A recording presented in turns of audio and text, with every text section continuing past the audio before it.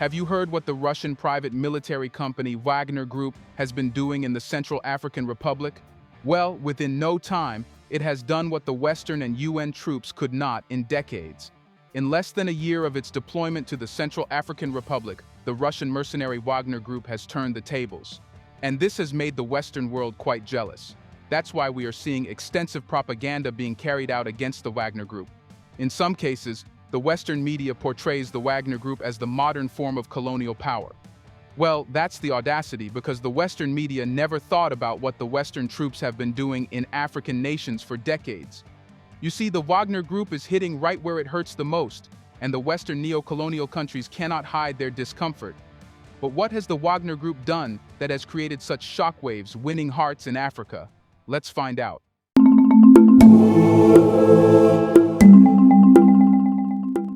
So, how did the Russian Wagner Group's story in the Central African Republic begin? For the very first time, the Central African Republic welcomed the Wagner Group in 2018. Since then, there have been deployments and rotations. Dozens of fighters from Russia's Wagner mercenary group arrived in the Central African Republic ahead of a constitutional referendum on July 30, 2023.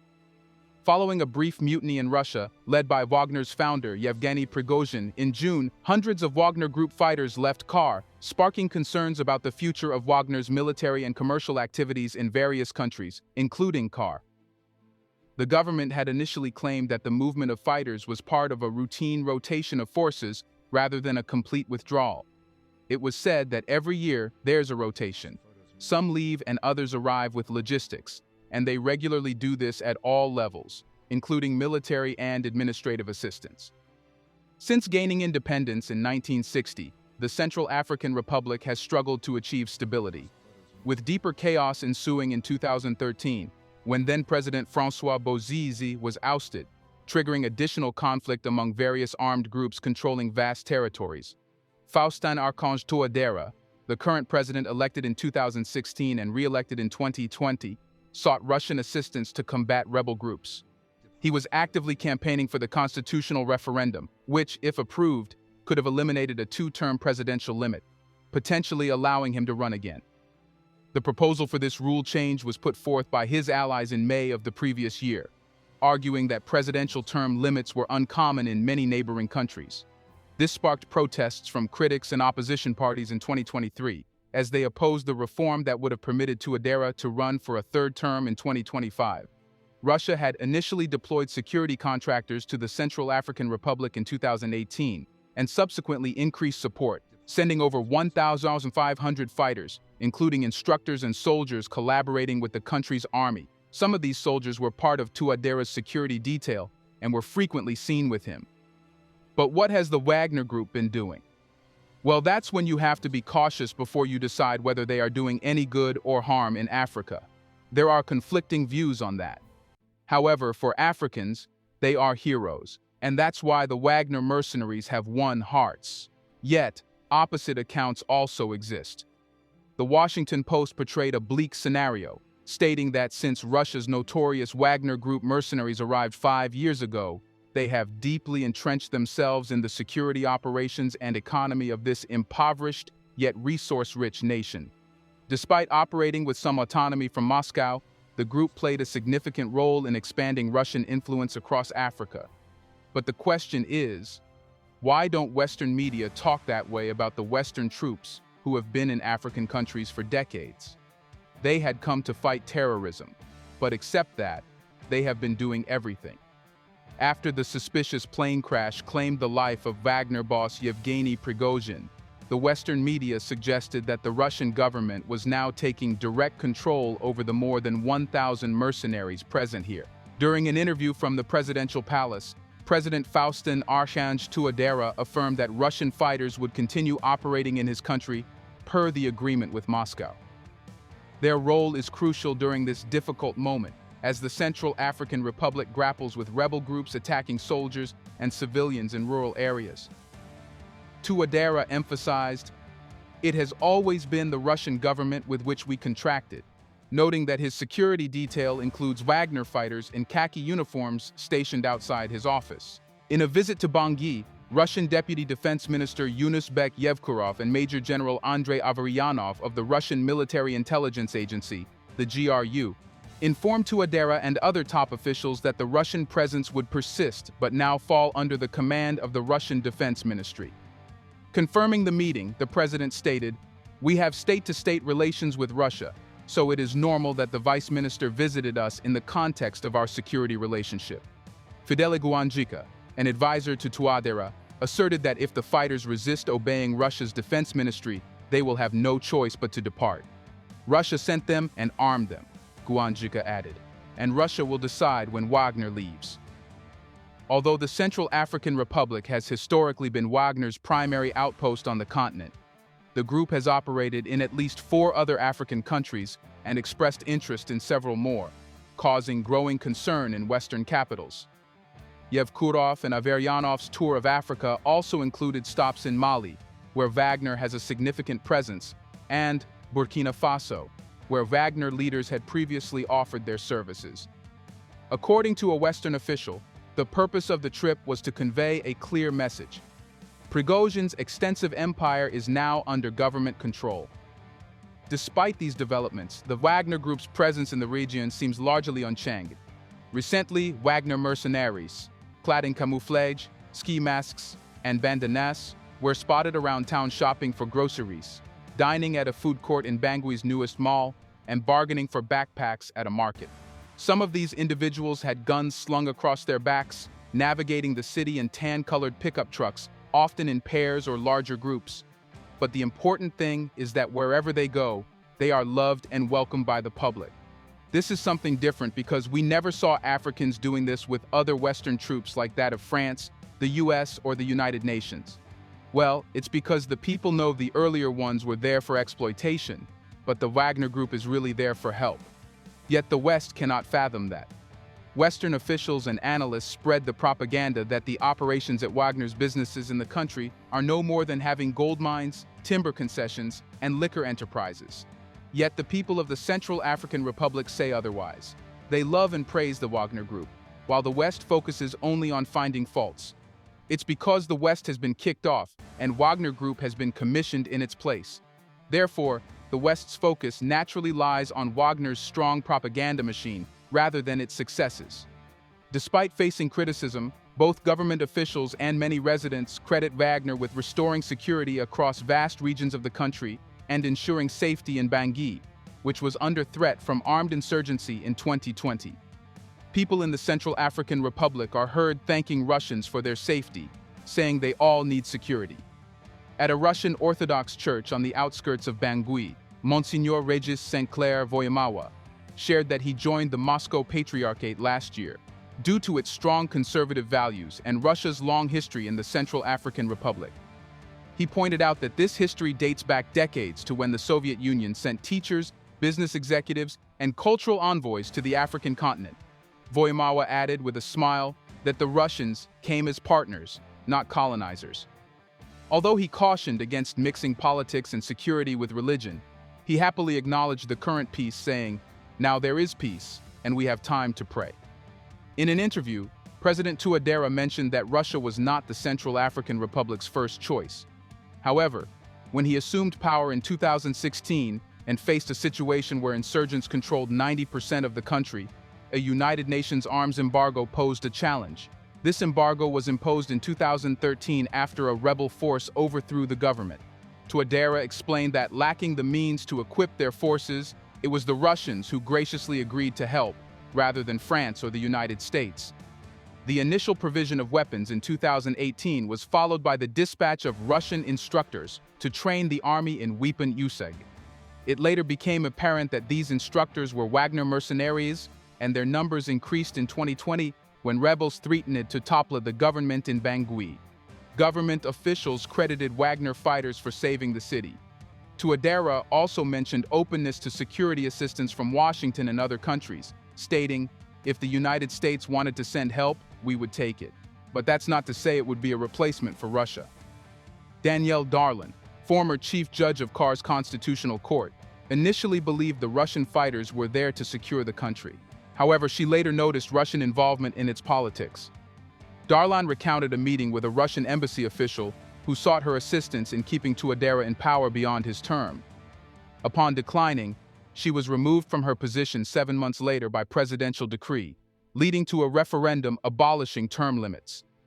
Darlan now expresses concern that other countries in the region engaging with Moscow on security may inadvertently invite Russian interference, describing the Central African Republic as a laboratory for Russian activities.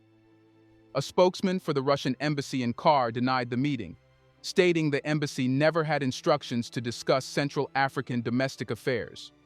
Roland Marchal, a sociologist at Sciences Po University in Paris with extensive knowledge of the Central African Republic, believes that most of Wagner's operations in the country will persist, albeit in a new configuration. Marchal sees Wagner's operations in Africa as strategic investments for Russia, providing financial benefits and advancing political influence. But how successful has the Wagner Group been? Here's a reminder to please like and share the video and subscribe to our channel to watch more videos on Black culture, history, civilization, and identity. Let's continue now.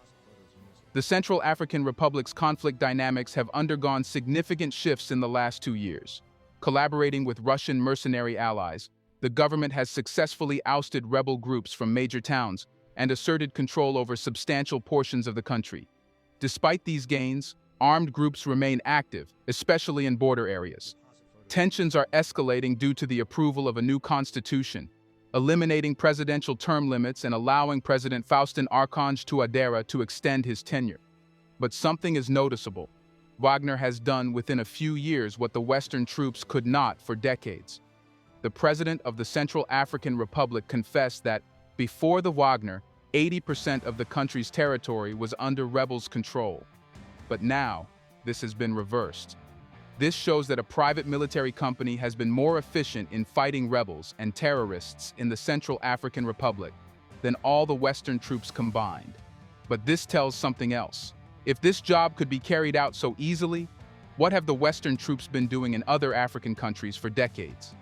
This shows that they never really arrived to fight terrorism, but to safeguard the West's interest. However, the Wagner Group is different in that its main purpose is to free the country from rebels and conclude its mission, unlike the West-led military missions in Africa that orchestrated conflicts to preserve their presence. The current state of affairs marks a decade since a full-scale civil war erupted in Kar, with the Seleka, a predominantly Muslim rebel alliance, overthrowing then-President François Bozizé. This triggered a conflict involving mainly Christian self-defense groups known as Anti-Balaka. While the Seleka fragmented and withdrew to areas outside the capital city, Bangui, Touadera's government controlled less than a third of the country when he won the elections in 2016. Since 2021, interventions by the Wagner Group and Rwanda have aided Touadera in pushing back rebels, but achieving a complete victory has proven elusive. It's because the historical context involves over 200 years of migration and displacement linked to slave raiding by northern sultanates and France's colonial system. During the colonial period, half of the population perished, and France continued to interfere in Kar's politics post-independence, focusing on extractive wealth creation for an elite few. Now, historically challenged by rebel groups, Kar's army has gained strength with the arrival of Wagner and Rwandan bilateral forces, successfully driving rebels out of provincial towns for the first time in at least a decade. While challenges persist for aid workers reaching remote areas with armed groups, the return of government control has enhanced humanitarian access to populations in town centers, notes Alexandra Lamarche, a researcher on Kar. Counterinsurgency efforts intensified after Touadera's administration faced a new rebel insurgency in late 2020. The Coalition of Patriots for Change, CPC, comprising ex-Seleka groups alongside former adversary Bozizé, posed a threat before the presidential election. Despite violence preventing 40% of the country's regions from participating, the elections proceeded, resulting in Touadera's slim majority amid allegations of fraud from the political opposition. Wagner's involvement shifted from training security forces to a counterinsurgency mission after the elections. In June, Sylvie Baipo-Timon, Kar's Minister for Foreign Affairs, claimed the government had restored authority over 85% of the territory. In addition to regaining control of towns, The ongoing operations have displaced rebels from traditional income sources like gold and diamond mines, making it challenging for them to fund future rebellions.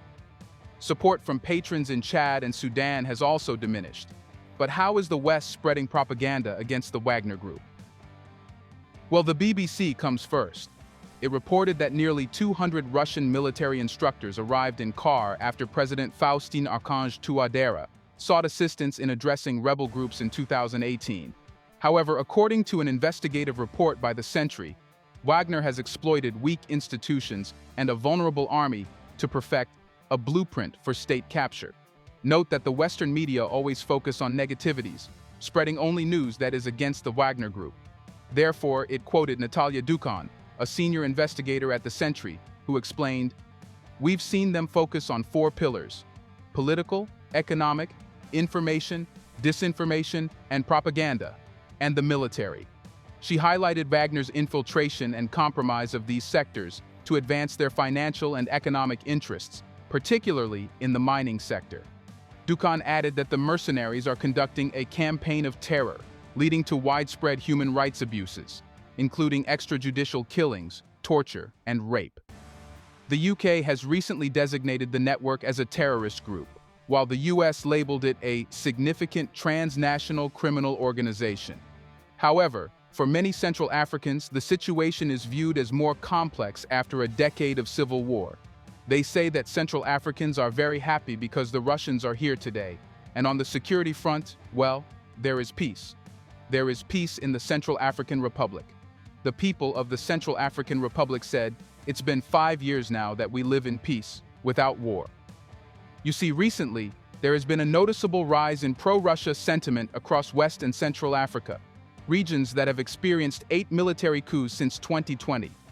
Countries such as Mali, Niger, and Burkina Faso are distancing themselves from their former colonial power. France, citing dissatisfaction with its perceived inability to effectively address security challenges. This sentiment finds resonance among many Central Africans. Emery Bryce Gonzalez, a Central African businessman, underscores the importance of establishing a mutually beneficial partnership with Russia, expressing the hope that the country will contribute to future development.